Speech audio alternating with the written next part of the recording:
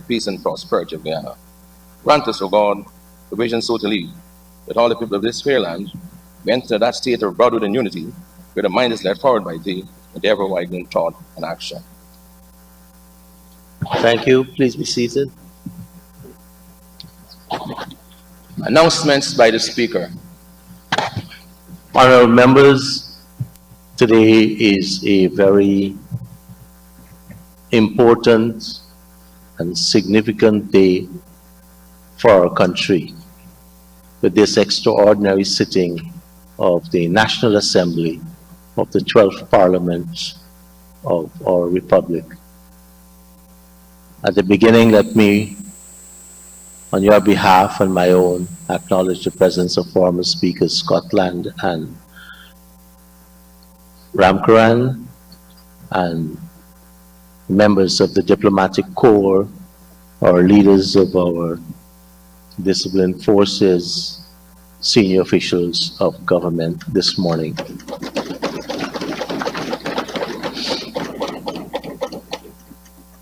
And there is significant interest in what is happening, and online there are thousands of viewers currently tuned in to the live streaming of this particular session. We need to express my appreciation to the government and the opposition for working to ensure that we have this session here today. Thank you very much. Public business.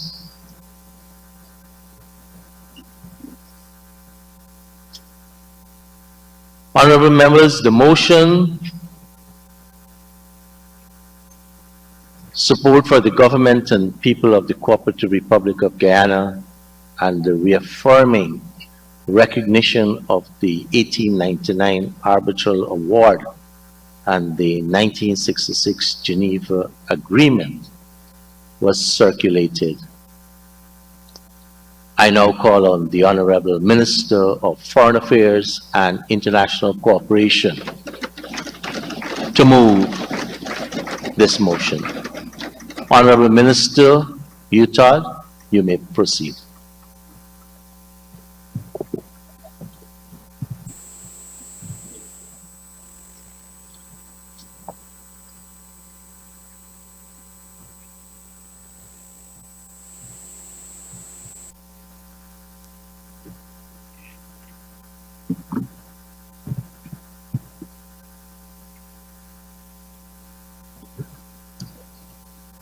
Thank you very much, Mr. Speaker.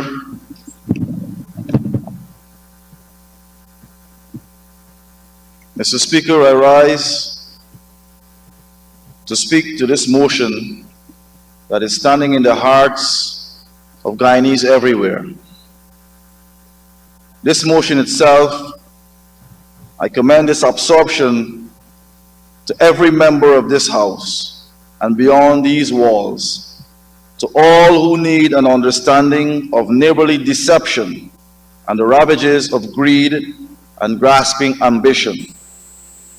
We have been the victims of such vice from Venezuela, vice that ebbed and flowed over the years as electoral ambition and human weakness made Venezuelan political leadership devoid of its commitment to treaties and the respect for sovereignty and territorial integrity. She has attempted to mislead the world that it is desirous of dialogue and amicable resolution. But she has had decades for dialogue, and this has amounted to nothing. Latin America is a zone of peace. Venezuela not only threatens, but asserts that it will end that zone.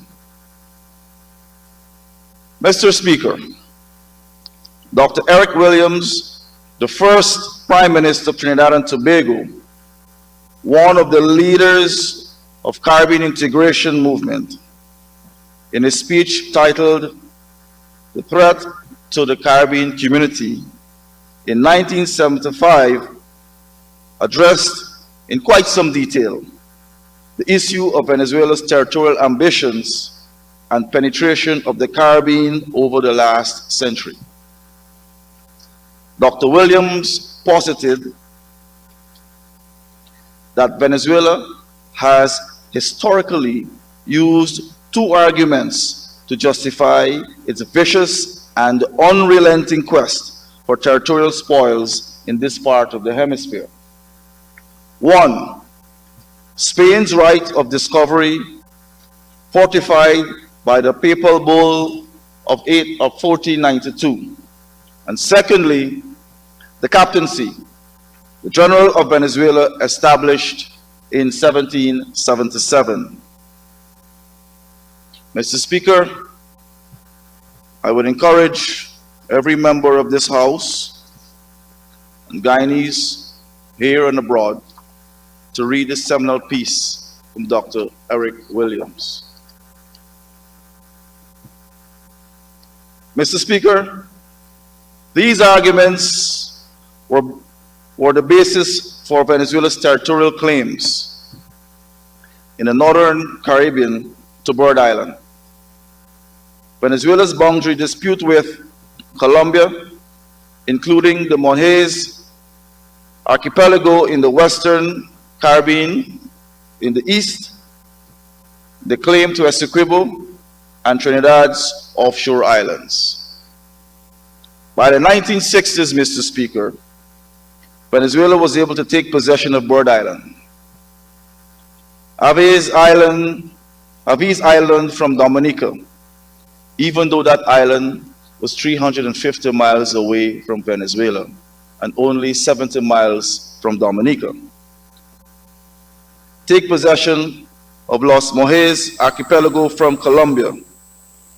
Take Patos Island from Trinidad and laid its claim to the Essequibo.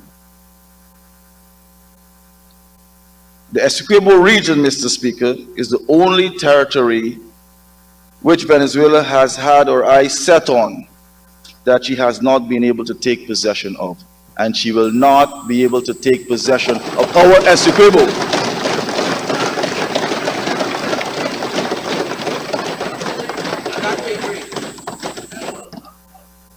Mr. Speaker, the Independence Constitution of Guyana provided that the territory of Guyana shall comprise of all areas that immediately before the 26th of May 1966 formed the former colony of British Guyana.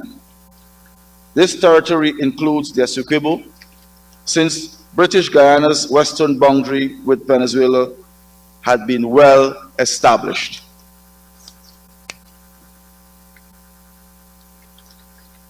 Mr. Speaker, international law deems that agreed or established boundaries are sacrosanct, immutable, and permanent. And it is regrettable that the Bolivarian Republic of Venezuela has continued for decades on a path that is in direct confrontation with this fundamental principle, which has been steadfastly upheld by the International Court of Justice. And I quote, "Once agreed, a boundary stands. For any other approach would vitiate the fundamental principle of the stability of boundaries," end of quote. The boundary between Guyana and Venezuela was established by the arbitral award of the 3rd of October, 1899. The arbitral award that was empaneled pursuant to the Treaty of Washington on the 2nd of February, 1897, consisting of prominent jurists from the United Kingdom, the United States Supreme Court, and Russia, unanimously agreed on the present-day land boundary between Guyana and Venezuela, consistent with the old-aged principle regarding the sanctity of boundaries. Article 13 of the Treaty of Washington obligated the parties to, and I quote, "consider the result of the proceedings of the tribunal of arbitration as a full, perfect, and final settlement of all questions referred to the arbitrators. End of quote. Mr. Speaker, the Treaty of Washington provided for Great Britain to nominate 2 members. On its part, of the members of the Judicial Committee for Her Majesty's Privy Council nominated the Right Honourable Charles Baron Russell, Lord Chief Justice of England, and Sir Richard Hen Collins, a Lord Justice of Appeal of England's High Court. On the part of Venezuela, it nominated the United States Chief Justice Weston Fuller. The United States nominated Justice Josiah Bureau of the United States Supreme Court. The tribunal was presided over by Frederick de Martins, Privy Councillor, permanent member of the Council of the Ministry of Foreign Affairs in Russia, and a doctor of law. He also taught at the universities of Cambridge and Edinburgh. Mr. Speaker, Venezuela therefore participated fully in the arbitration process and, as a sovereign state, chose its arbitrator in accordance with the provisions of the Treaty of Washington. This tribunal unanimously agreed on the present-day land boundary between Guyana and Venezuela.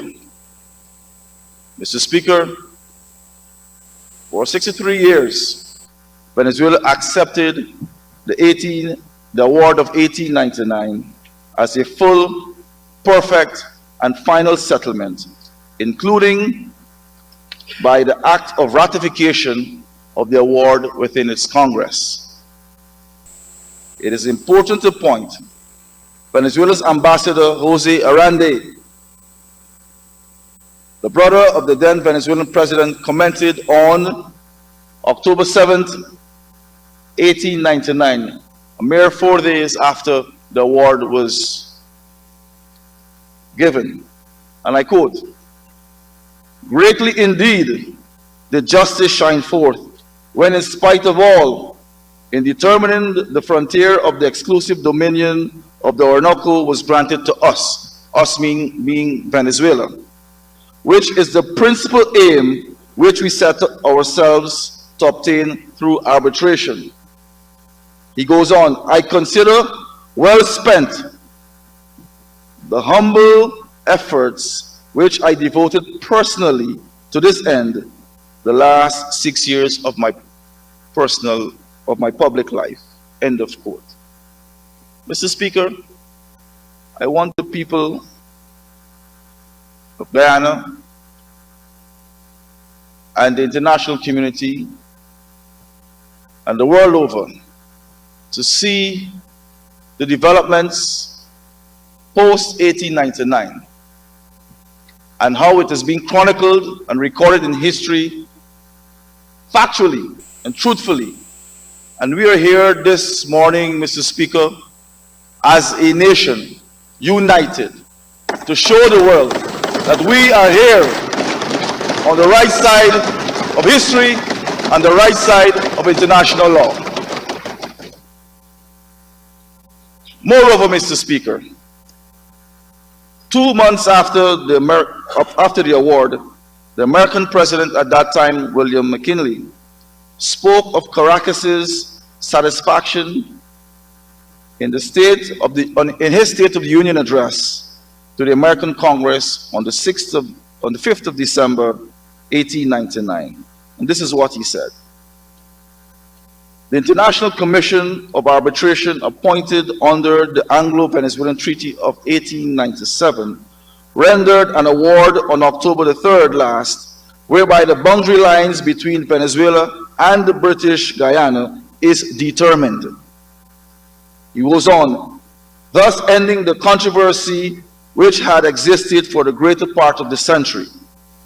The award, as to which the arbitrators were unanimous, while not meeting the extreme contention by the party, gives to Great Britain a larger share of the interior territory in dispute, and to Venezuela the entire mouth of the Orinoco, including Bremer Point and the Caribbean littoral for some, or the coastline, for some distance to the eastward.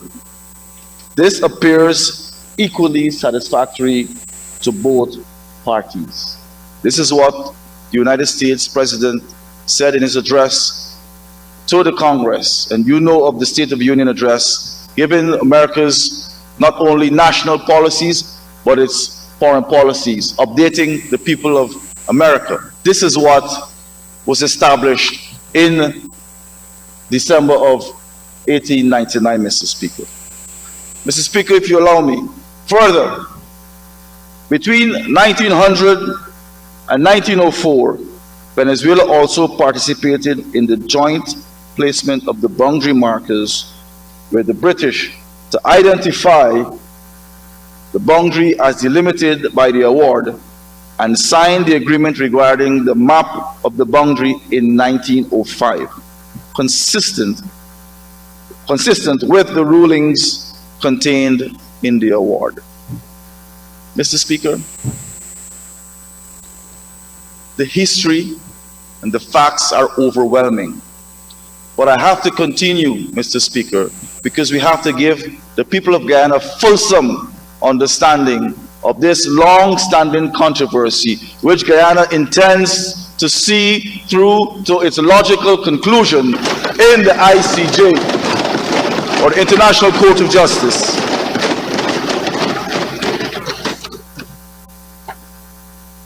Mr. Speaker,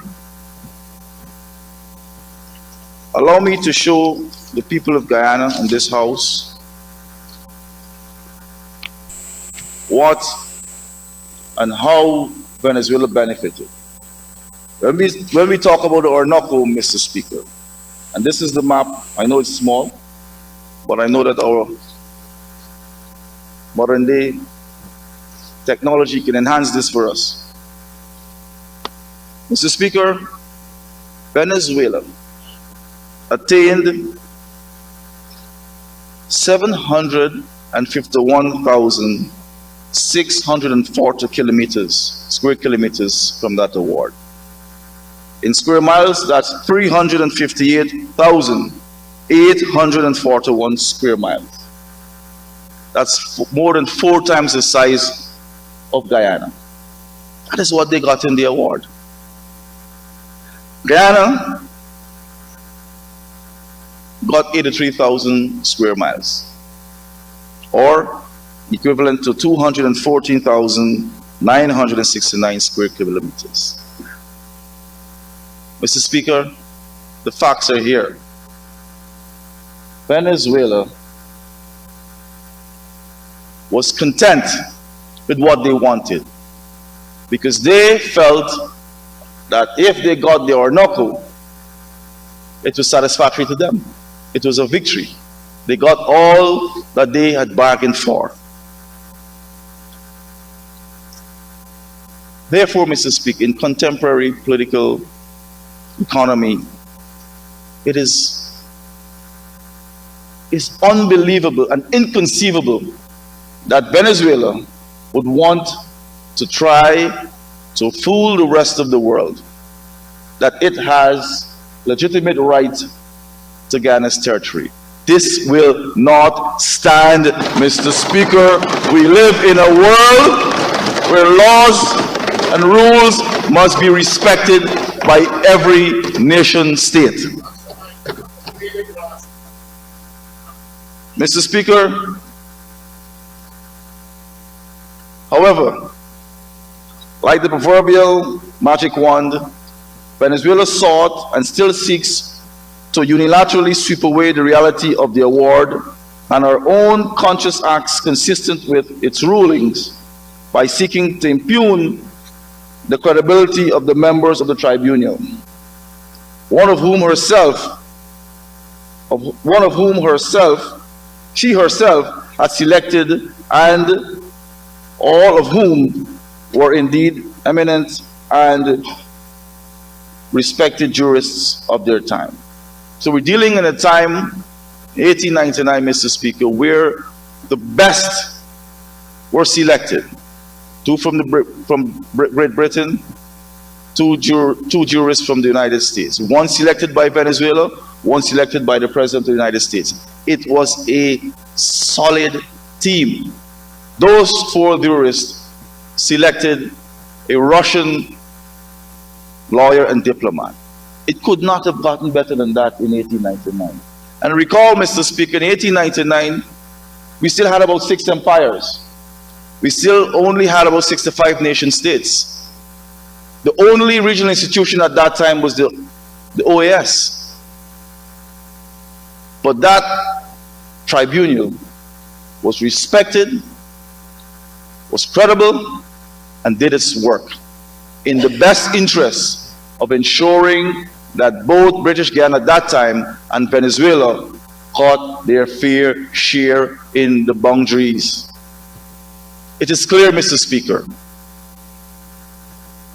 Venezuela's only grounds of its declaration of the nullity and invalidity of the 1899 award is a posthumous publication of a memorandum by, at that time, a young legal counsel of the law firm that represented the interests of Venezuela during the arbitration process. The memorandum, allegedly written by the attorney Prevost in 1944, accused the members of the tribunal, including the president of the tribunal, Mr. Frederick de Martins, a Russian international lawyer and diplomat, of conspiring to despoil Venezuela of territory in favor of the British. This is what we have to deal with, Mr. Speaker. A young attorney at that time, who has obviously matured by 1944, presented a memorandum to the government of Venezuela, alleging that there was some collusion among those seasoned, highly respected judges. At that time, we're speaking about United Kingdom. We're speaking about United States of America and Russia. It was a good time for interstate relations. It was a good time for international law and the development of international law.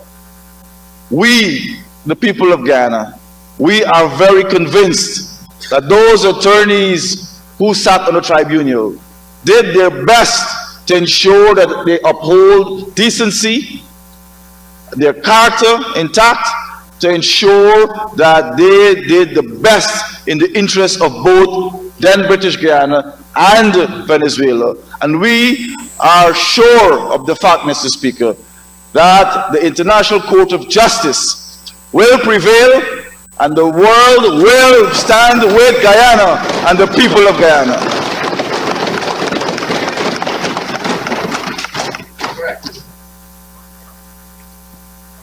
Mr. Speaker,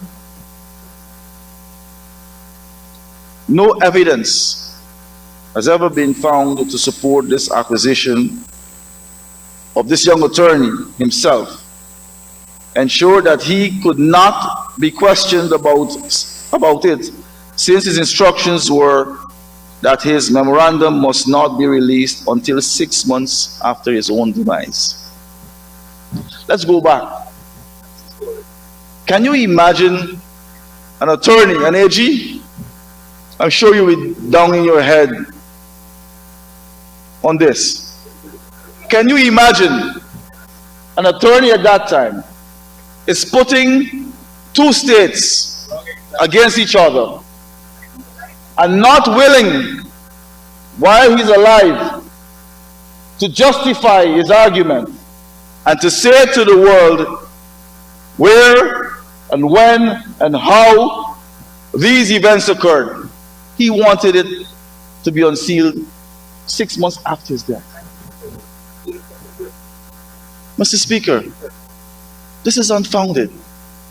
This should not be accepted by any right-thinking member of this society and any society the world over.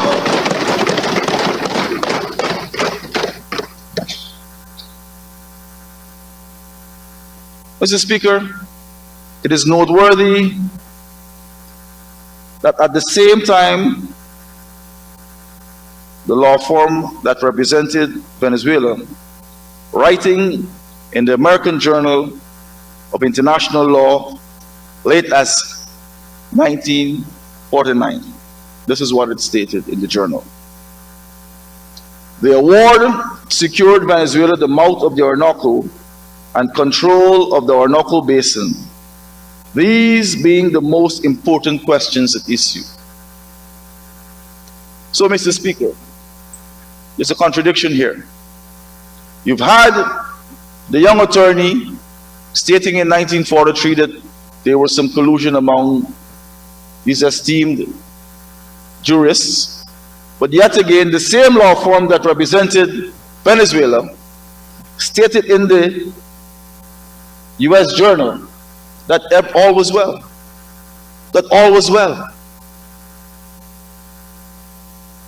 It doesn't take a specialist to understand what's going on, Mr. Speaker. It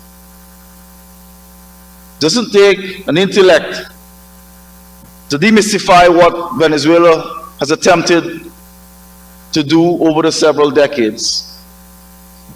We,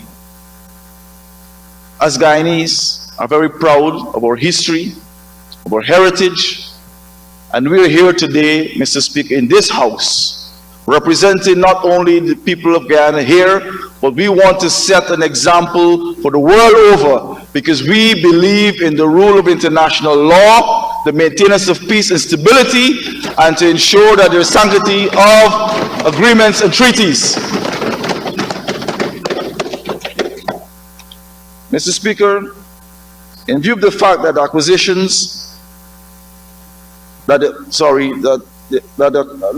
acquisitions in the memorandum were unsubstantiated by Venezuela, unilaterally and formally declared the award of 1899 null and void as early as 1962.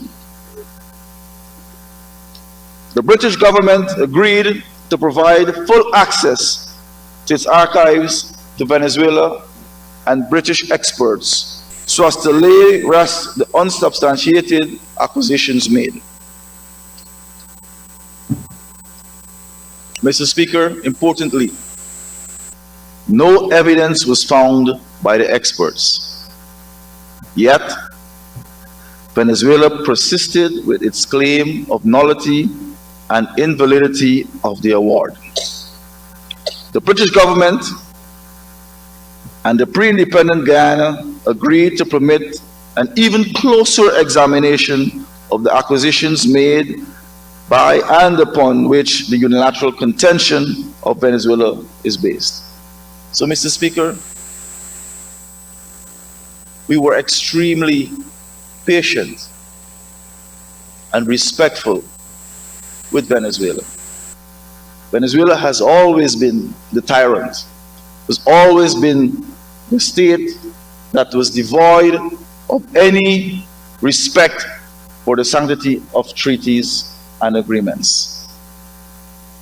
It is clear, Mr. Speaker, in every section and in every phase in our history, Venezuela has always been on the wrong side of international law.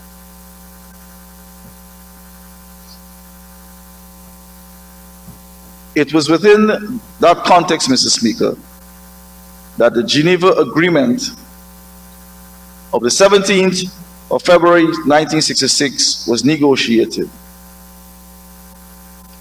As stated in Article 1, the objective and purpose of that agreement is to seek satisfactory solutions for the practical settlement of the controversy between Venezuela and the United Kingdom,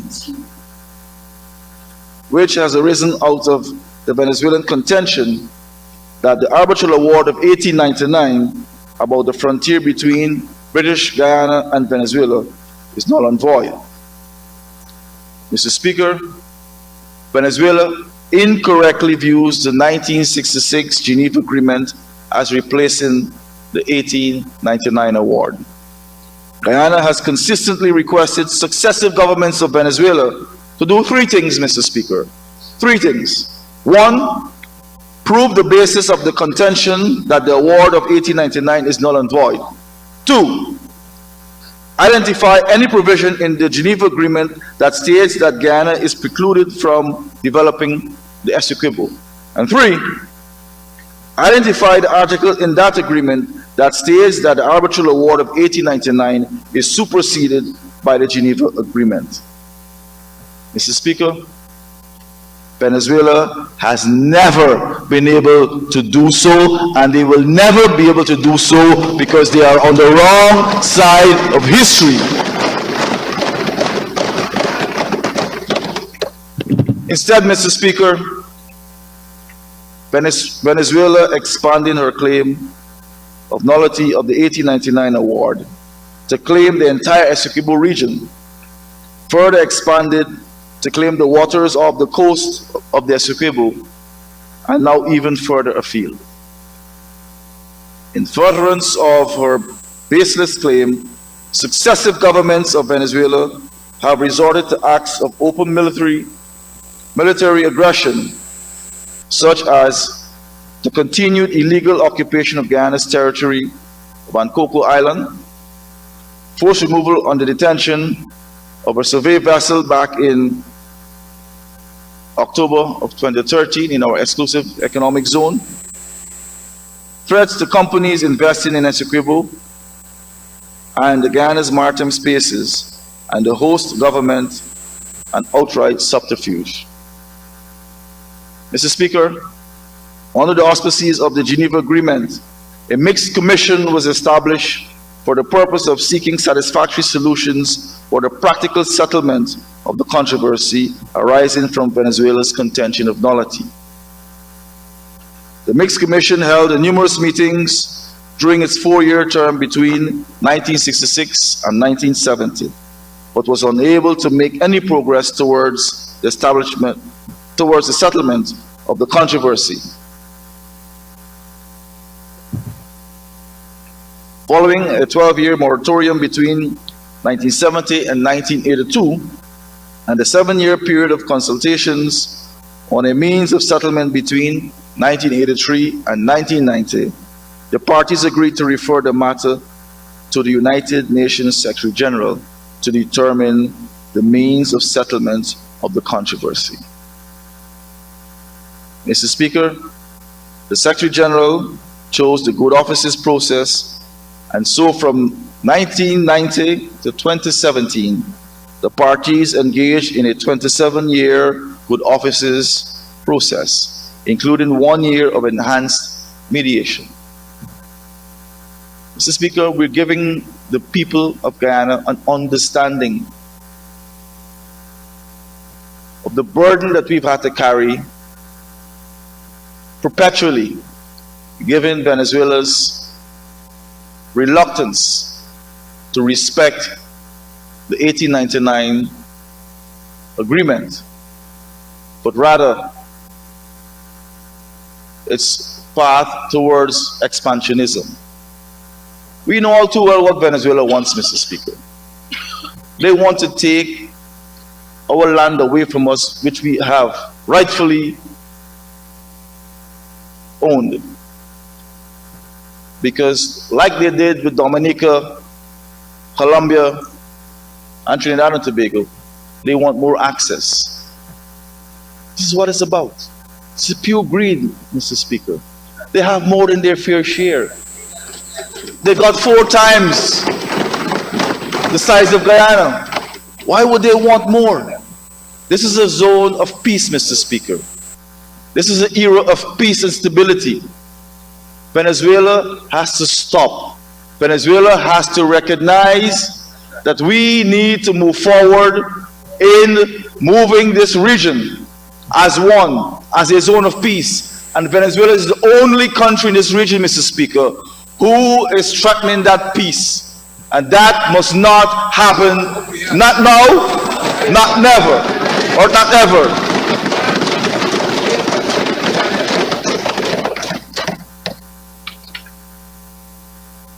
Mr. Speaker,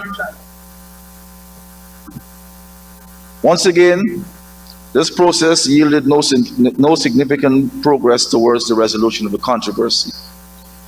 During the entire period of the good offices process, Venezuela has never been able to prove its claim to nullity and of the 1899 arbitral award, but instead embarked on increasing menace, on a pattern of intimidation, threat, and economic aggression against Guyana, utilizing its larger military in a bid to weaken and force Guyana to agree to the nullification of the 1899 arbitral award and cede the Essequibo to her.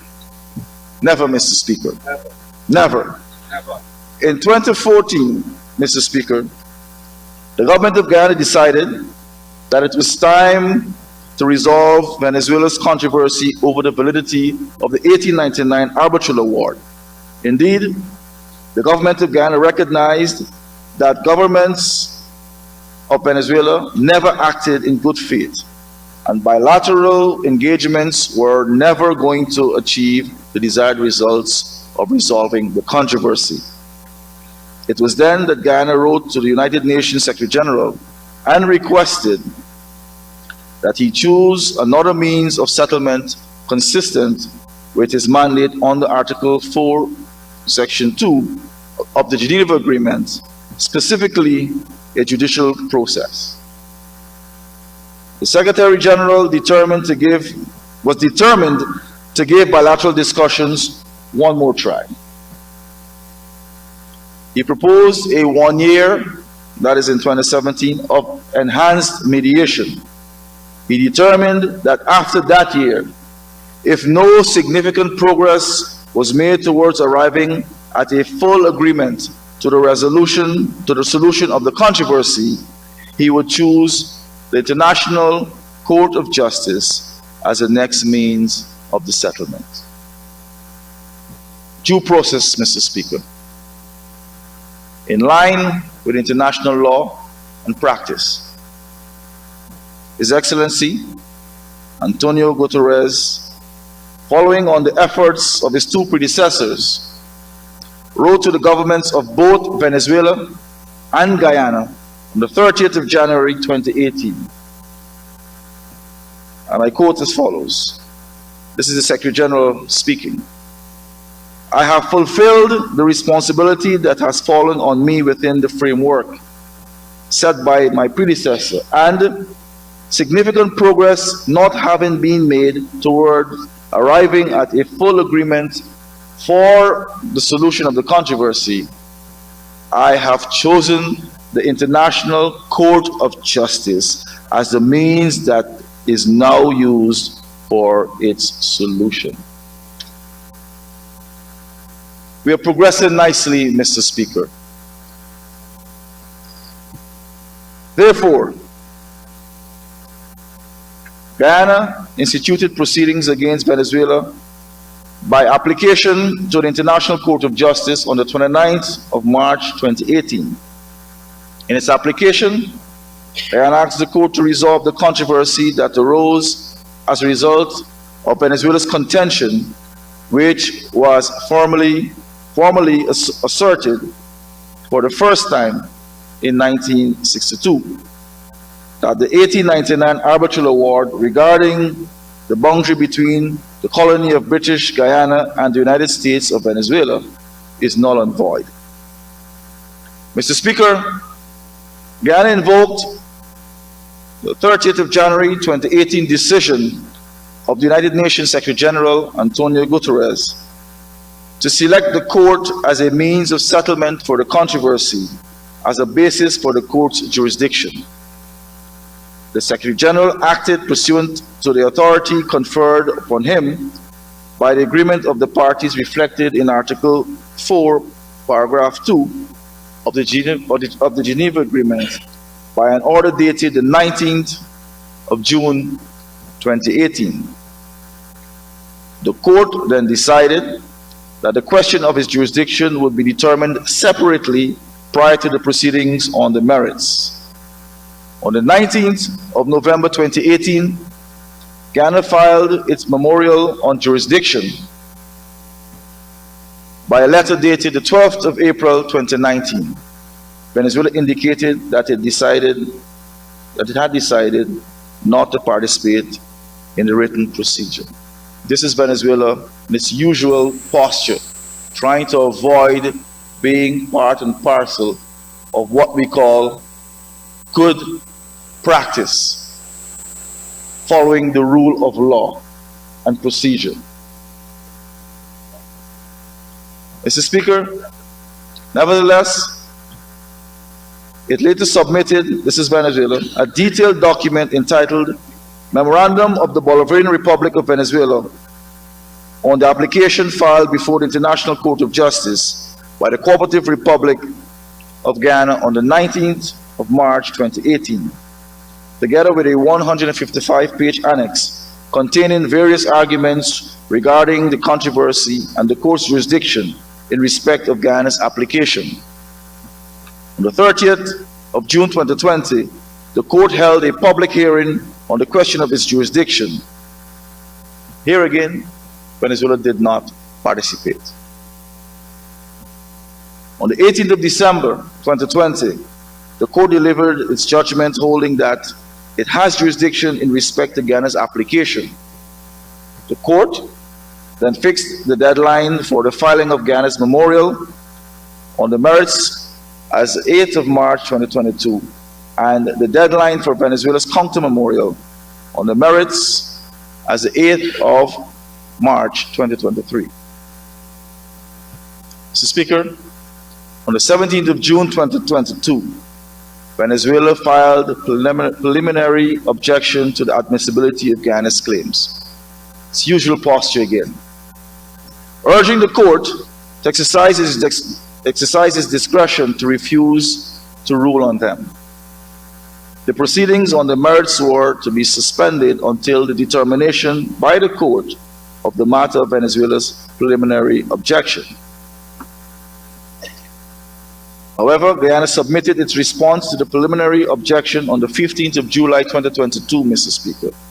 The court heard oral hearings from both Guyana and Venezuela on Venezuela's objection over the period 17th to the 22nd of November 2022.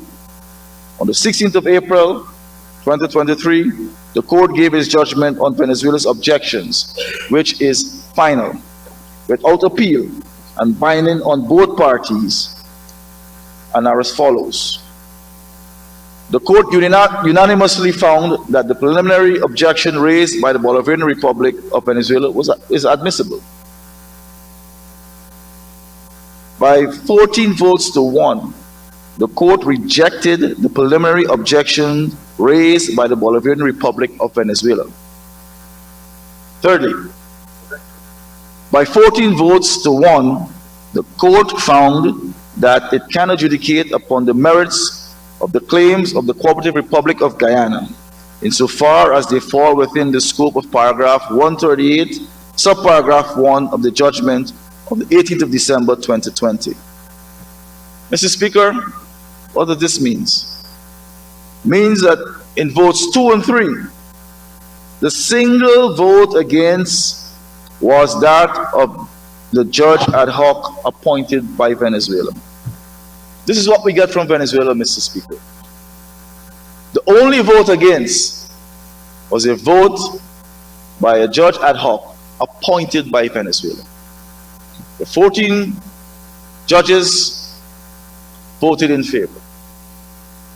Guyana has consistently demonstrated its ability to face the international law head on. We've tried and we've thrived, and we will continue to succeed, Mr. President, because the law is clear. The law is clear, and Guyana will continue to proceed in that direction because we believe in international law, peace, and stability, not only of this region, but the entire global environment, Mr. Speaker. Mr. Speaker, the court,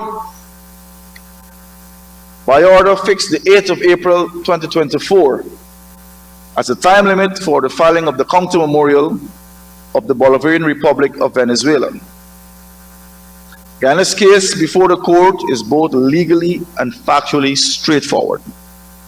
It is founded upon two basic fundamental principles of international law and underpin the orderly relations of state, namely, facta sunt servanda, or agreements must be kept, and the binding character in international tribunal awards.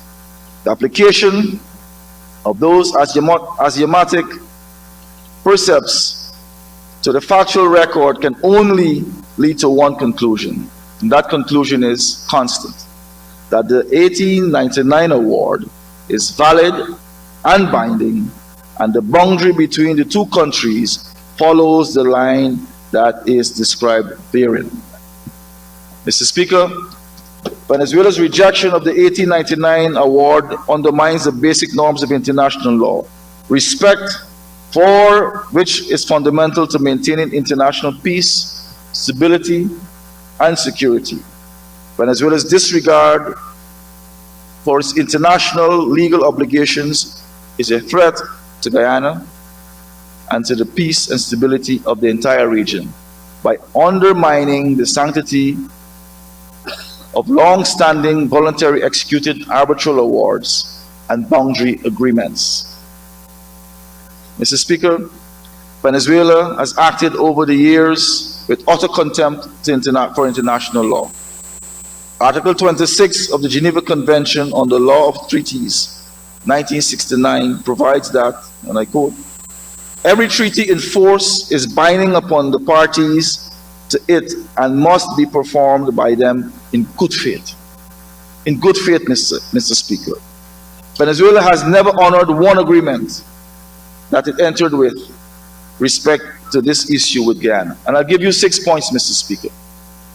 Firstly, Venezuela breached the Treaty of Arbitration signed in Washington on the 2nd of February 1897, which obligated the parties to consider the results of the arbitration as full, perfect, and final. Secondly, Mr. Speaker, Venezuela has unilaterally and without any legal basis denounced the arbitral award published in Paris on the 3rd of October 1899. Thirdly, Venezuela has disregarded the 1905 agreement between the British and Venezuelan boundary commissioners on the map of the boundary on the 10th of January 1905. Fourthly, Venezuela disregarded the 1931 trilateral diplomatic agreement on the specific location of the trijunction meeting point of the boundaries of Guyana, Venezuela, and Brazil. Fifthly, Venezuela unilaterally withdrew from the 1970 Protocol of Port of Spain. Finally, Mr. Speaker, Venezuela has repeatedly and consistently breached the 1966 Geneva Agreement when it expanded its claim to the Essequibo region, when it threatens Guyana's sovereignty and territorial integrity, and when it refuses the decision of the United Nations Secretary General exercised pursuant to Article 4, Paragraph 2. Mr. Speaker, the evidence is overwhelming. Venezuela has always been defiant. Venezuela has always been devoid of its commitment. Venezuela has always displayed, not only to its own citizens, but the rest of the region and the world over, that she has never been committed to any legal process. But this must stop, Mr. Speaker. We will end it. the International Court of Justice will end Venezuela's tyrant and unlawful behavior. Mr. Speaker, further, Article 93 of the United Nations Charter provides that all members of the United Nations are ipso facto parties to the statute of the International Court of Justice. Remembers, Mr. Speaker, still Venezuela refuses to accept the jurisdiction of the court, since the decision of the court, as rendered in April of this year, Venezuela has expressed its disapproval at the court's ruling and is now demanding that Guyana returns to the defunct bilateral dialogue on the issue of Venezuela's illegal claim to Guyana's territory. This is not going to happen, Mr. Speaker.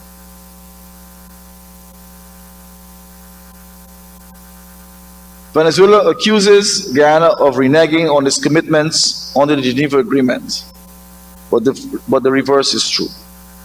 That agreement obligates both parties to pursue the means of settlement chosen by the Secretary General, and he has chosen the International Court of Justice. It is Guyana that is faithful to the Geneva Agreement and the decision of the Secretary General. It is Venezuela that is defiant and non-compliant. Instead, Mr. Speaker, instead of complying with the international obligations, Venezuela has further embarked on what it appears to be an intensified campaign of intimidation and threats to force Guyana to concede to its wishes.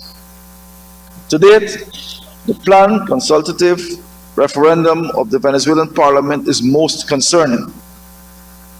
On the 22nd of September 2023, Venezuela's National Assembly passed a resolution calling for a referendum regarding Venezuela's unsubstantiated claim to Guyana's Essequibo. Both the governments of Guyana,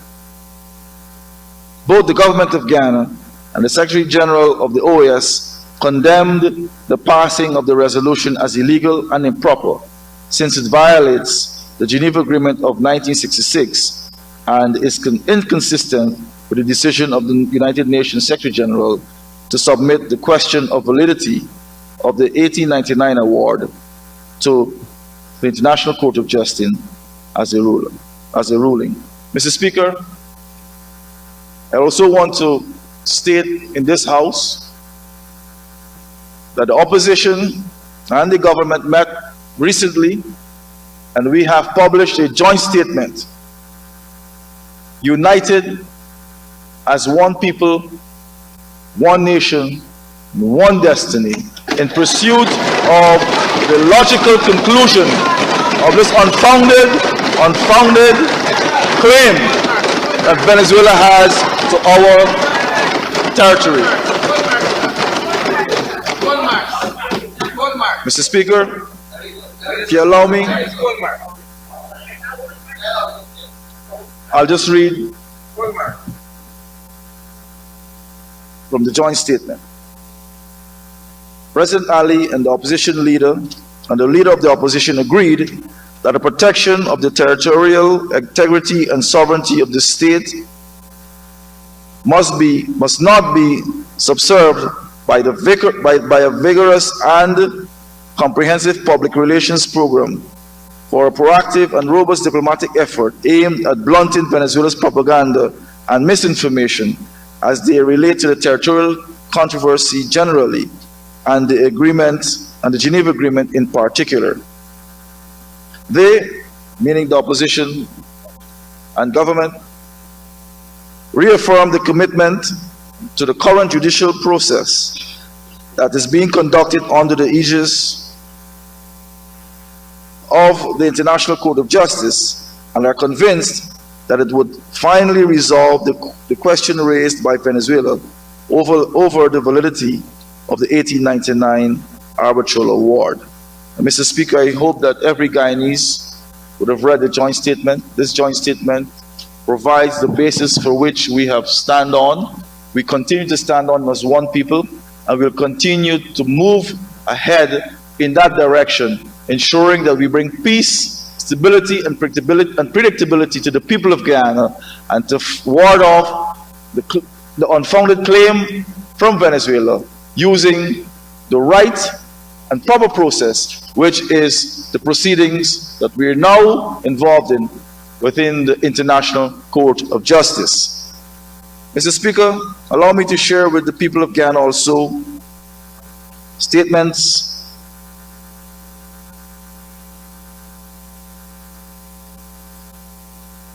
I will share that in a moment. Let me just continue, Mr. Speaker. I'm wrapping up shortly. In its usual mode of flouting its international obligations, on the 23rd of October 2023, the government of Venezuela, through its National Electoral Council, published a list of 5 questions that it plans to put before the Venezuelan people in this referendum on the 3rd of December 2023. They're planning to hold a referendum, Mr. Speaker. There can be no doubt as to the purpose of these questions, which is obvious from their nature and the timing and the manner in which they have been drafted. Venezuela seeks to obtain responses that would support their decision to abandon the ICJ proceedings and to resort instead to unilateral measures to resolve the controversy with Guyana, which is, of course, contrary to international law, by illegally purporting to annex and integrate into Venezuela all the territory awarded to Guyana in 1899. Mr. Speaker, Venezuela got 4 times the size of Guyana in 1899 during that award. They got what they wanted. They got the Orinoco, Burima. They got it. They were satisfied. But their greed and the obsession with expansionism, Mr. Speaker, has not allowed successive governments of Venezuela to respect their boundaries, not only with Guyana, but also with Brazil. Because there's a tri-junction, Mr. Speaker, that we've all committed to. And we have to maintain those borders, Mr. Speaker, as not only as a people and as a nation, but as a region. Mr. Speaker, in addition to the decision to conduct this referendum, Venezuela has increased its military forces and equipment on its borders with Guyana. While the former position of Venezuela is that the security forces have been mobilized on the border to curb illegal mining, there have been reports of Venezuelan military building a landing strip in a zone near the Essequibo region. No explanation about the airstrip has been provided to the government of Guyana, but it is clear that it is the intention of that state to increase the rhetoric on the controversy and drive fear in the Guyanese population along the borders. Mr. Speaker, we will not be afraid. We stand on principles. We stand on the right side of the law. Why should we be fearful? It is the Venezuelans who are fearful. They are fearful. We are not fearful. We are committed to this process, Mr. Speaker. We want to see it through to its logical conclusion. That is why we're here. That is why we're here united as a people. Mr. Speaker, the government of Guyana has approached the ICJ for provisional measures specifically to ensure that the referendum planned or any other public referendum should not address the question of encroaching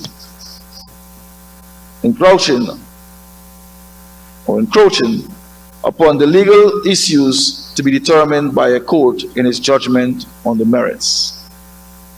Mr. Speaker, a lot of the rhetoric coming out of Caracas has made reference to the deepened relations between Georgetown and Washington.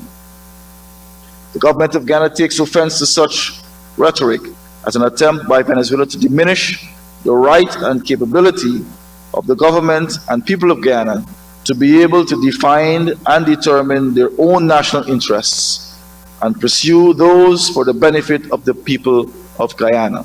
The relationship between Guyana and Washington is stronger than ever. It will continue to grow because we believe in the values and principles, the respect for international law and norms, and we are comfortable with our process. We're comfortable, Mr. Speaker, with the support that we're getting from our traditional partners, not because they love us, but because they respect the rule of law. Mr. Speaker, the government of Guyana has settled that the case concerning the validity of the award is before the court. This is where it will stay until the matter comes to a logical conclusion, which is the assertion of the inalienable right of the people of the Cooperative Republic of Guyana to the enjoyment of dignity and independence of a country which is bequeathed of them to them, free from the threat of ancient historical claims and contemporary ambitions of recolonization. Mr. Speaker, we have gotten support from the Commonwealth. Let me just read quickly a paragraph from a statement provided by the Commonwealth Secretary General. And I quote, "The 5 questions approved by the National Electoral Council to be included in the referendum undermine Guyana's territorial integrity and sovereignty, and their intent is contrary to international law. Question 5 proposes the creation of a Venezuelan state of Guyana Essequibo and an accelerated plan of giving Venezuelan citizenship and identity cards to the Guyanese population. International law prohibits the seizure and annexation by one country of a territory over the other. The language in these questions contributes to heightened tension and is a threat to peace and stability in the member state of our Commonwealth family, and indeed the wider Caribbean." You allow me to go on, Mr. Speaker. Within the Caribbean community, the CARICOM Secretariat also provided a statement which has been endorsed by the entire community. I'll just read 2 paragraphs. I quote, "CARICOM reaffirms that international law strictly prohibits the government of one state from unilaterally seizing, annexing, or incorporating the territory of another state. An affirmative vote, as the aforesaid, opens the door to the possible violation of its fundamental tenet of international law."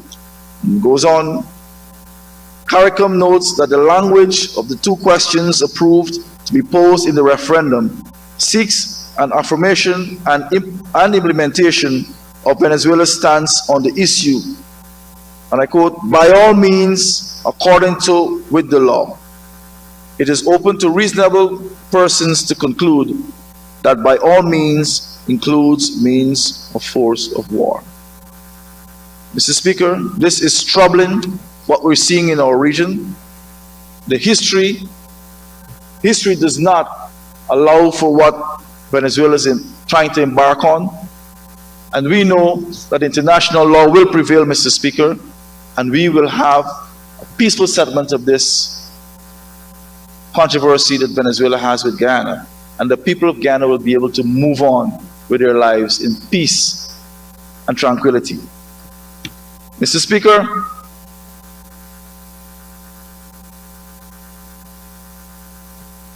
over the years, Guyana has always benefited from the support of the international community, not only because of the positive and strategic relations which we have with our partners, but because most members of the international community subscribe to the basic tenets of international law. I repeated that for emphasis. In this regard, we have had traditional support in reaffirming our sovereignty and territorial integrity from the Commonwealth of Nations, the Organization of American States, the Caribbean Community, and numerous friends and bilateral partners. Mr. Speaker, in closing, please allow me to thank His Excellency Dr. Muhammad Irfan Ali for his stewardship and leadership during this extremely sensitive period in Ghana's post-independence history. Let me also thank the Leader of the Opposition and the honorable members for ensuring that we have continuity in the support for Ghana's process. Let me also thank my colleagues on this side of the House, the Ministry of Foreign Affairs and International Cooperation. Let me also thank Mr. Speaker, Sir Sridhar Ramphal, the only surviving member who actually journeyed to Geneva in 1966 to sign that agreement, along with Paul Reichler and the entire legal team. Allow me also, Mr. Speaker, to thank our agent, Mr. Kyle Greenidge,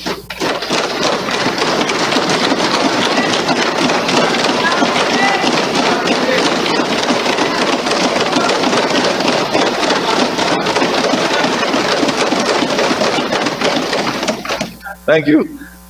Our co-agent, Ambassador Elizabeth Harper,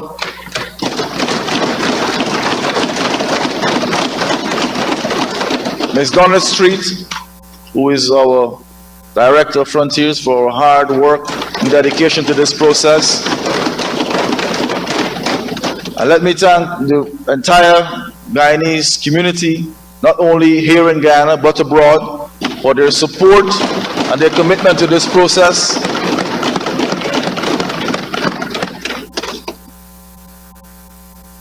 And Mr. Speaker, allow me to also thank you for giving me enough time to complete such an important task to ensure that Guyana is heard not only here but abroad, because we stand on the right side of history and on the right side of international law. I thank you.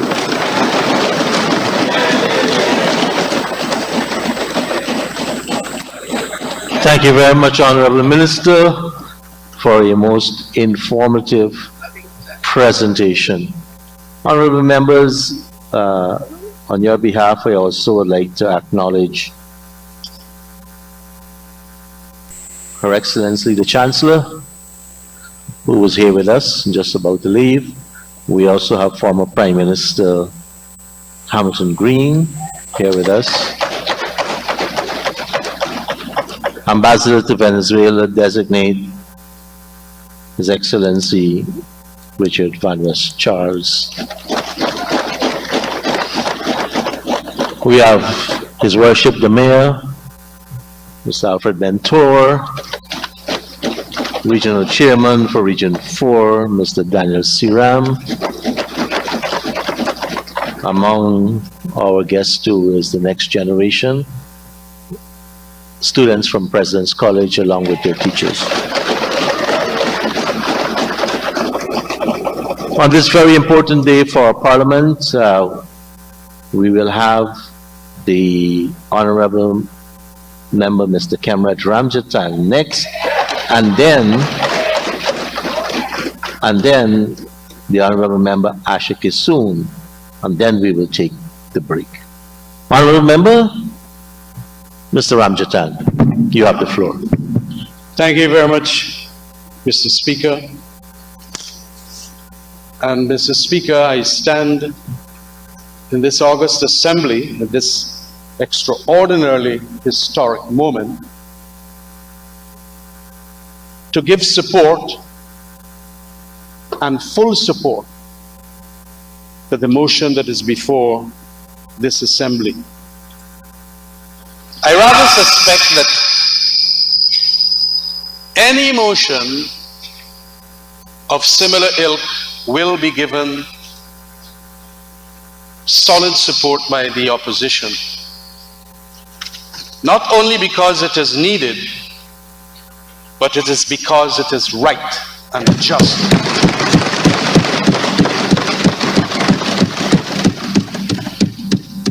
We live here now in a time with that existential threat. Existential threat of a... Could we be a little more...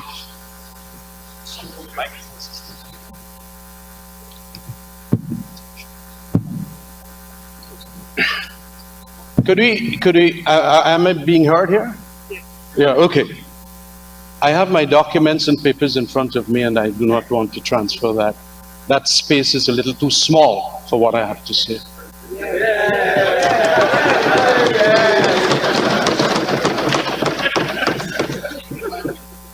Mr. Speaker, it is an existential threat. And I must say, after speaking behind Honorable Minister Todd, that I must say that I am reassured and bolstered by his optimism that there might not be anything happening at the borders and that everything here might be what is called in Guyana's interest. Mr. Speaker, though bolstered by that, I want to say that there is an element of what is called concern at this stage. Venezuela's leaders, and I do not want to create an anti-hysteria against the Venezuelan leaders, but I must make this point, that they are behaving extraordinarily irrational.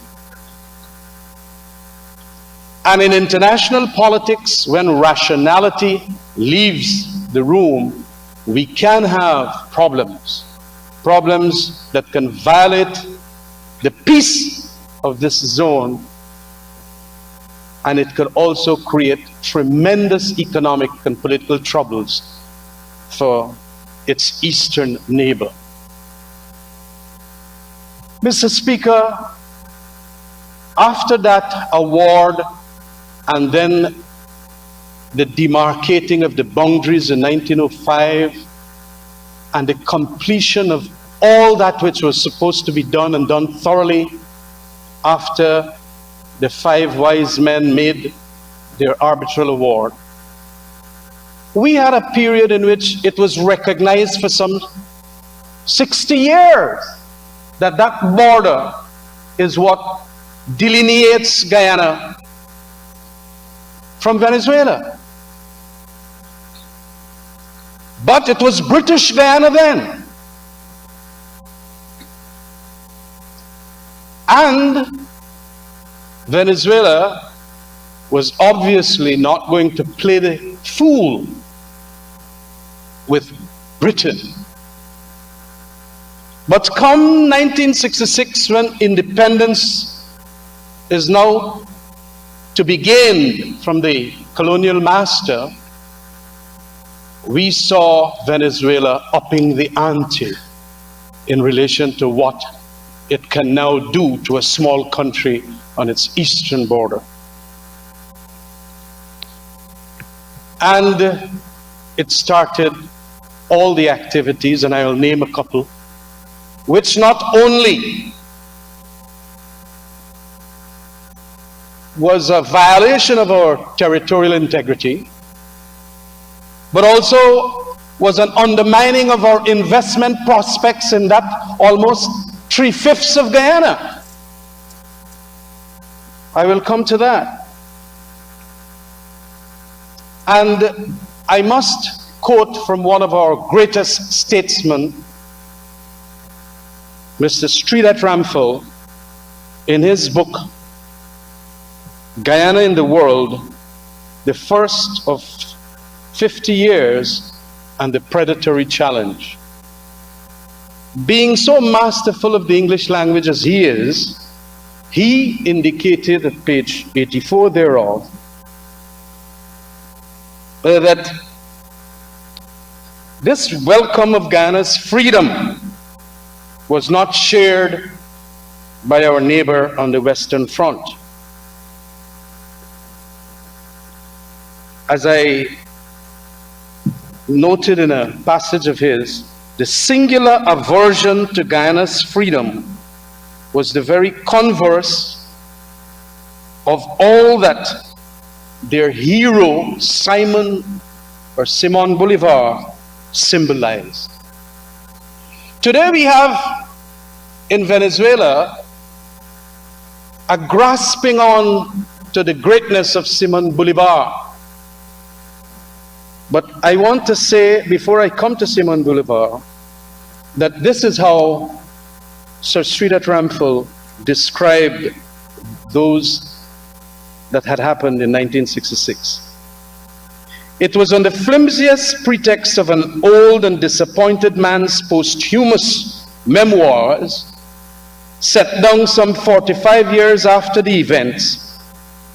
These shreds and patches embroidered with speculations, ambiguities, and allusions to new but undisclosed evidence. These calumnies against 5 of the most eminent jurists in the world at that time, that Venezuela mounted its international campaign against Guyana as we approached independence. As the date drew nearer, the agitation grew fiercer, threatening in veiled and indirect ways the advance of independence itself. Hence, the British conversations in Geneva in 1966, 3 months before Guyana's independence. Mr. Speaker,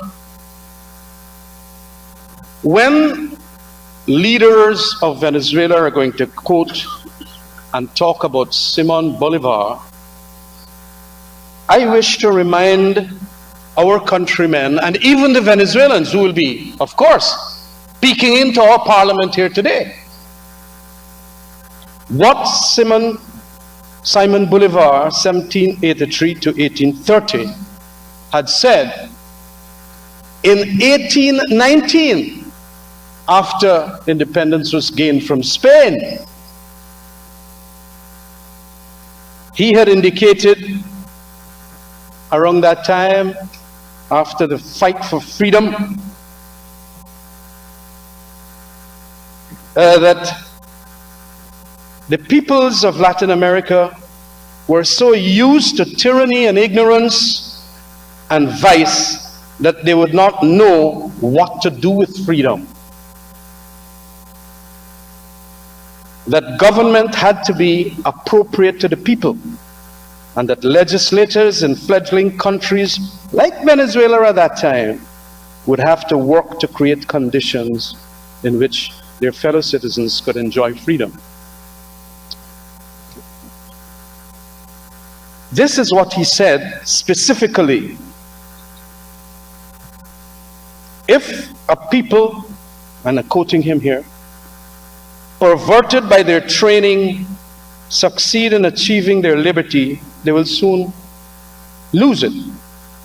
For it would be of no avail to endeavor to explain to them that happiness consists in the practice of virtue, that the rule of law is more powerful than the rule of tyrants. And I want to repeat that.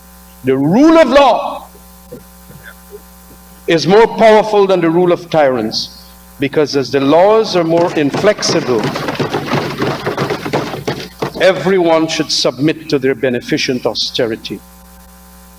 That proper morals and not force are the bases of law, and that to practice justice is to practice liberty. Therefore, legislators, your work is so much the more arduous that we have to re-educate the men and women of Venezuela from being corrupted as a result of their training from, as he said, Spain.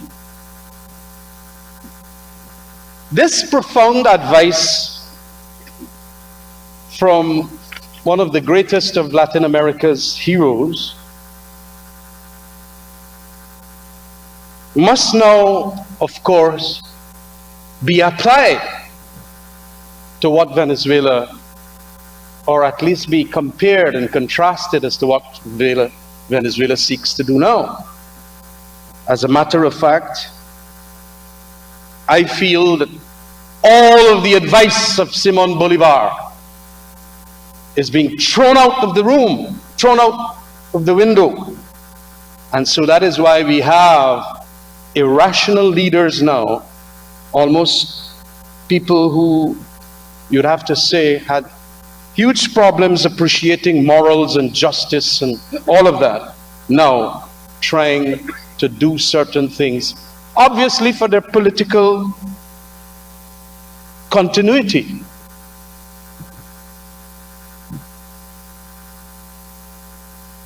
Rationality is important in international politics. And if we do not recognize what might be the motivations of Maduro and his team, inclusive of Delcy Rodriguez, Honorable Vice President she is, I think, making statements about referendum and all of that, means, in my opinion, that there is now a deliberate attempt to transfer their irrationality onto their countrymen for purposes of ensuring that probably they can be distracted from all the problems they have in Venezuela. And Venezuela got a lot of problems, Mr. Speaker. A humongous amount.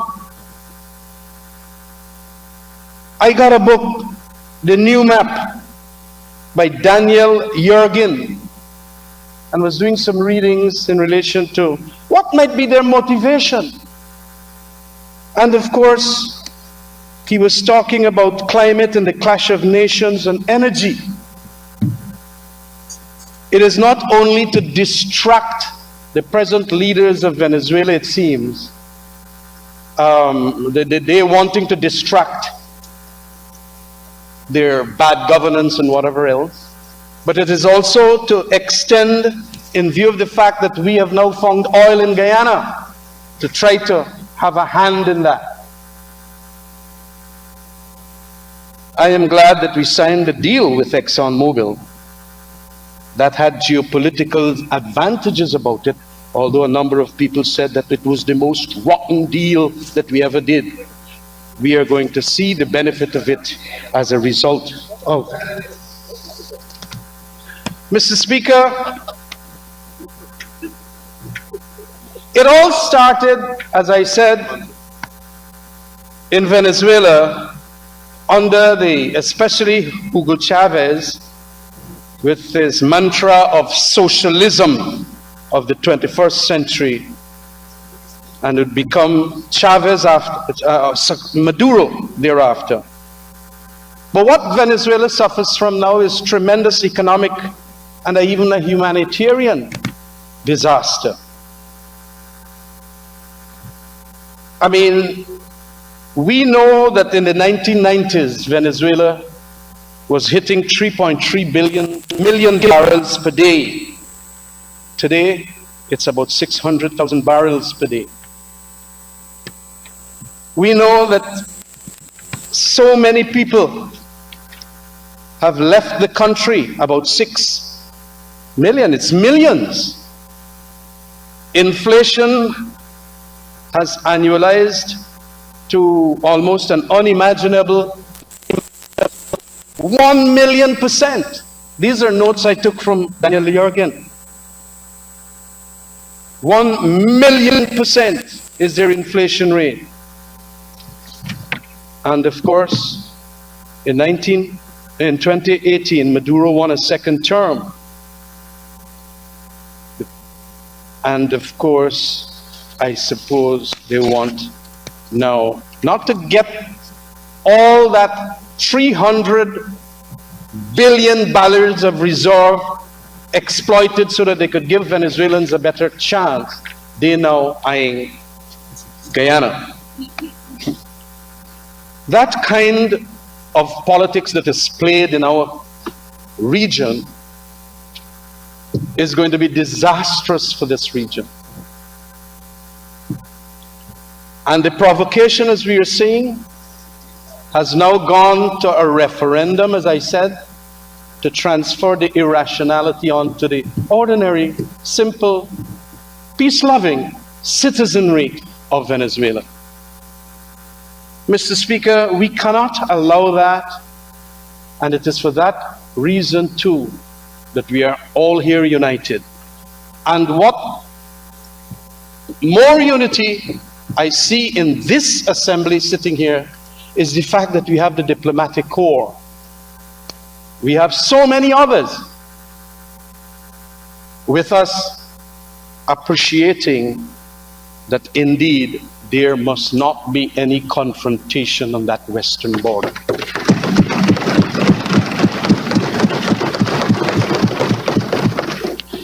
Mr. Speaker, we have suffered greatly since this 1960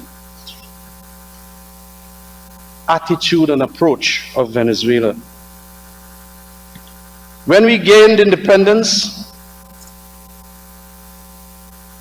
Venezuela under President Leone placed an advertisement in the Times newspaper of London in June 15, 1968 to the effect that Essequibo belonged to Venezuela and that we do not recognize economic concessions that were to be granted by the government of Guyana at that time.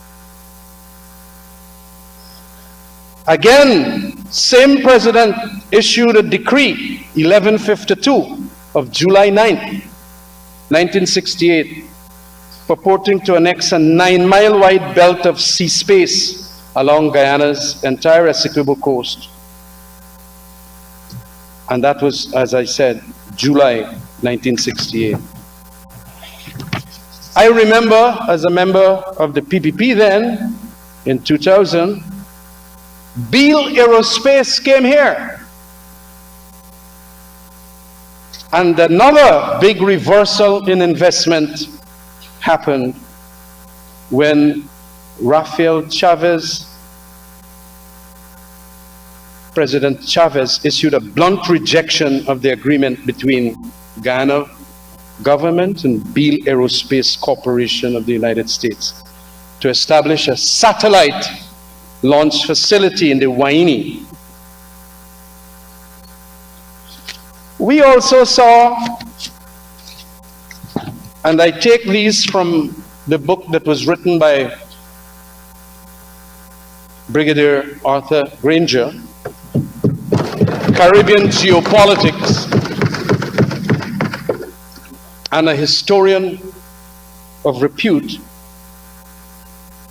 We also had President Rafael Caldera Rodriguez in 1969, or I think it was 1970, block Guyana's attempt to allow petroleum exploration rights in the Essequibo by Dimitex, a German company. President Lula Herrera Campins, sometime in 1980, reinforced the blockade by obstructing the development of the Upper Mazaruni hydropower project. He said that the whole of Essequibo belongs to them, and he asserted, and of course, Venezuelan Foreign Minister Jose Zambrano wrote a letter giving the President of the World Bank an ultimatum to refrain from financing the Upper Mazaruni hydroelectric project. Mr. Speaker, notwithstanding all of this, we also saw in 2013, October the 10th, when the frigate Yacuana of the Bolivarian Navy of Venezuela, entering Guyana's exclusive economic zone and under the threat of force, prevented the unarmed vessel Technic Perdana from conducting seismic surveys. And you know, I remember the same day that we were supposed to inaugurate Brigadier General as the 9th president, Arthur Granger, and on our 49th anniversary of independence, the president of Venezuela then made decree number 1787, stating that that entire coastal plain and the Essequibo there, and even coming almost to Demerara, they own everything. Continental shelf, exclusive economic zone, all the resources they're under. On the day after that elections, a couple of days after the elections, when President Granger was supposed to be sworn in, and on the 49th anniversary of our independence.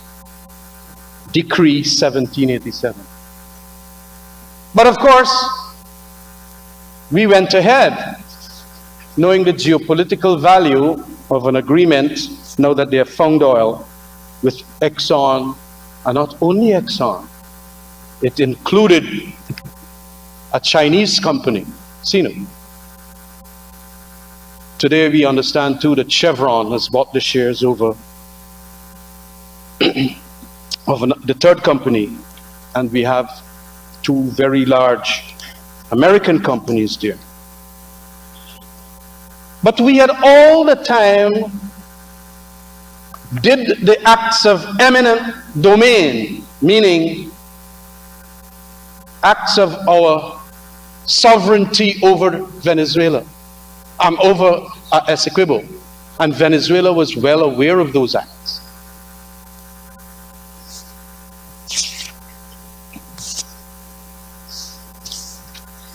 We, in 1977, enacted the Maritime Boundaries Act on June 30th. We also, November 10th, 1993, endorsed Guyana's ratification of the United Nations Convention on the Law of the Sea. And we, of course, later on, as is stated so meticulously in this book written by David Arthur Granger, that indeed the 60th instrument of ratification, November 16, 1993, enabling the convention to enter into force a year later. Guyana also took steps towards the consolidation of sovereignty over its marine resources with the introduction of the Petroleum Exploration and Production Act of 1986. That became the law in June 1986. And of course, licenses were issued under the Act in 1999, of course, to Exxon. And we have also done all that which makes it very clear that Essequibo belongs to us by entering fishing agreements, so many other acts of eminent domain,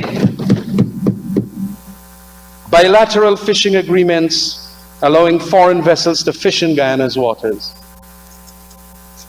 And I want to say, with all these activities we did, that was to ensure that we can get the benefit of that largesse out there. We must appreciate that indeed it is our land and nobody else's. Not a blade of grass.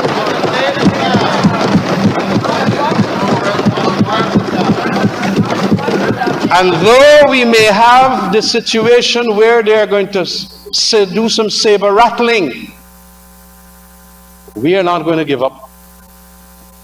Guyanese all across this country, in the diaspora, and we have got the wide diaspora. I understand we got some people from Alaska and so on, in Alaska. We are very, very clear and united on this issue. We must ensure that this bonanza that is Essequibo, that is ours, be exploited, and we must not have confrontation from our Western neighbors to any extent. We must see also the flourishing of Guyana, because the space must be allowed without any intervention from any dominant big player called Venezuela.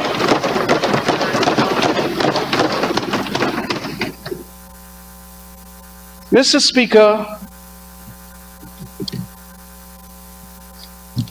we are going to have a couple of speakers talking, and I don't want to repeat a number of the points that I understand that they will speak on. But I make the point that in this polarized world that we have, there is going to be, and even Mr. Daniel Jurgen talks about it in his book, there is going to be even bigger rivalries all across the globe, especially because of oil, energy, climate change, and so on, migration. And this deepening rivalry must be seen as not creating problems for small countries like us, who might very well now be pressured and forced to take sides with one of the big players. I want to enter that realm of talking about that just for a short moment. Deepening rivalry between, especially as we know that goes on right now, the big countries of the world, you can say it, Washington and Beijing, will expect certain players to support them and certain players to support the others is what the others might want. As you know, given this collision and incompatible perspectives that we might have, we'll have to combine as a small country, Guyana, with all those players to ensure that we get maximum diplomatic support, if not more than diplomatic support, for the purposes of ensuring that Venezuela does not touch a blade of grass.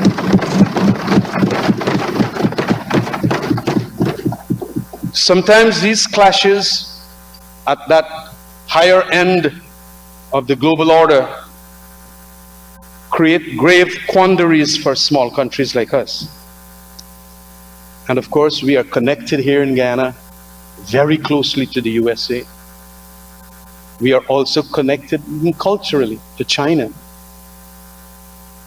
So we must not feel any pressure to align with one side, knowing very well that there might be sides taken in relation to certain issues.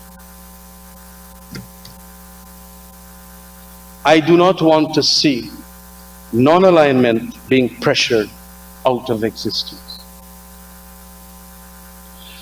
And so I hope that our government, with the support from the opposition, will ensure that the diplomatic work that is done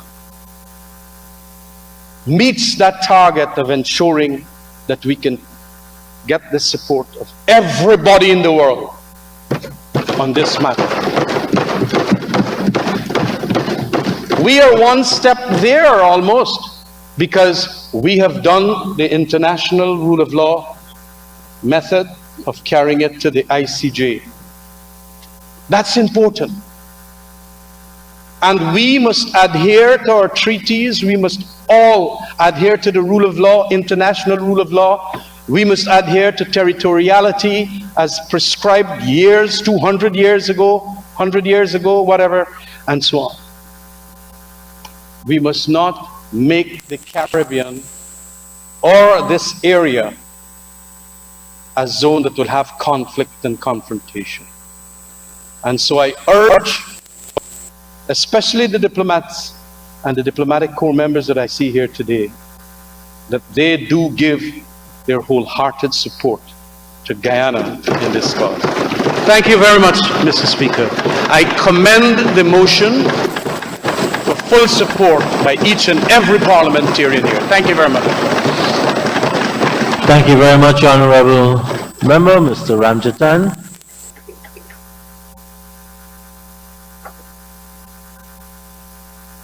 I know everyone has been extremely attentive. Our Deputy Speaker makes her maiden speech in the National Assembly.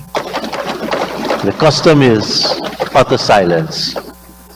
Honorable Deputy Speaker, Dr. Asher Kissoon, you have the floor. Thank you, Mr. Speaker.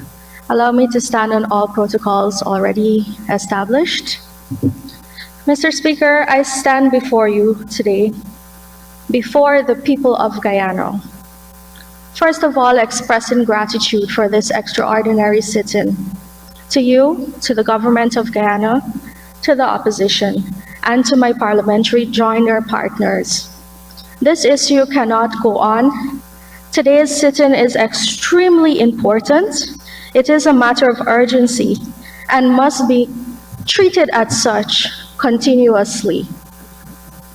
Today I stand in full support of this motion for the government and the people of the Cooperative Republic of Guyana, and reaffirming recognition of the 1899 Arbitral Award and the 1966 Geneva Agreement. An issue such as this requires of us to stand united, and I must say that I'm very happy to see that government and opposition are working together on this. We as the parliamentary joiner also lend our voices and our support, because at the end of the day, we're all Guyanese. And in the highest house of this country, we will stand as Guyanese to defend our Guyana and Essequibo. I openly and strongly reject the referendum put forward by the Republic of Venezuela on September 21st, 2023. I quote, "Where citizens agree with the historic position of Venezuela not to recognize the jurisdiction of the International Court of Justice to resolve the controversy of Guyana's Essequibo," end quote. I openly reject the proposed question 5 in the referendum, speaking of the annexation of the territory awarded by Guyana by the 1899 Arbitral Award, granting Venezuelan citizenship and identification cards to Guyanese citizens in the regions. For the thousands of people at home, what Venezuela is saying to us, to our nation, is they have no regard for what the International Court of Justice says. That they have intention of making our Guyanese citizens Venezuelans in order to take the territory from us. We condemn this referendum, and we will not be having it.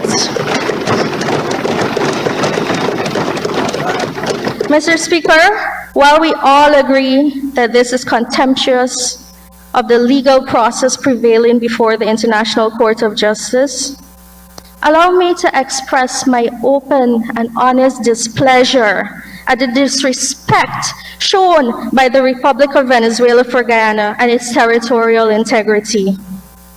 Our Guyana is a peaceful nation. It has been for more than 50 years, 56 years, counting. And what we have been seeing happening at Venezuela's borders and ongoing in their country is very distasteful. Internationally, there has been a lot of unrest. There have been wars, the issues, just to mention a few, in Israel, Ukraine. And I stand here to say that Guyana must lead by example in showing the world that peace comes first.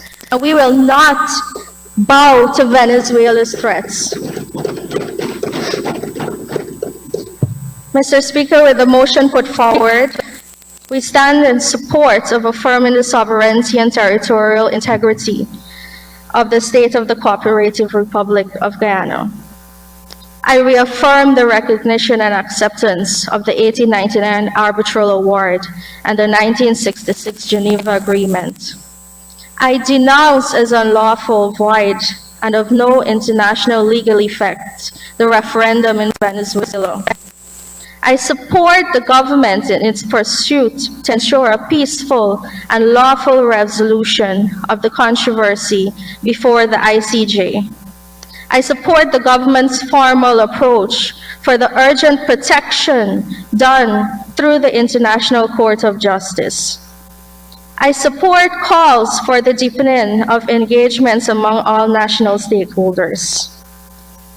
I would like to express gratitude to our international partners.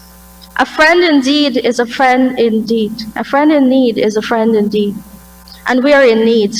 There is no time for silence. We require our international partners to speak out, to speak up, and to support Guyana as we stand on the side of the law.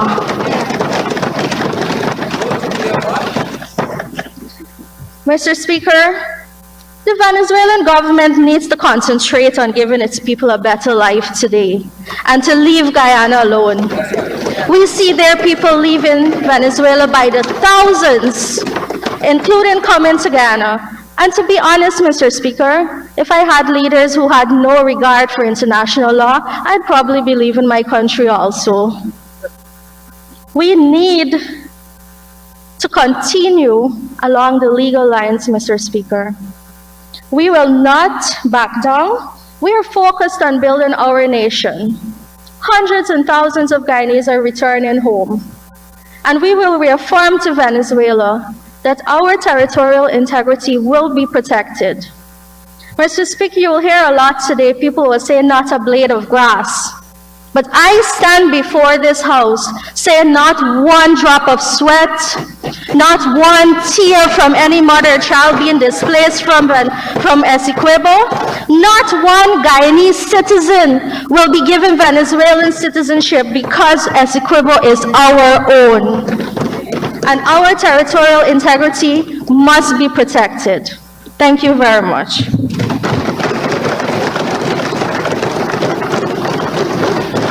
Thank you very much, Honorable Member. Honorable Members, we will take the suspension now and return at 1 p.m. Thank you.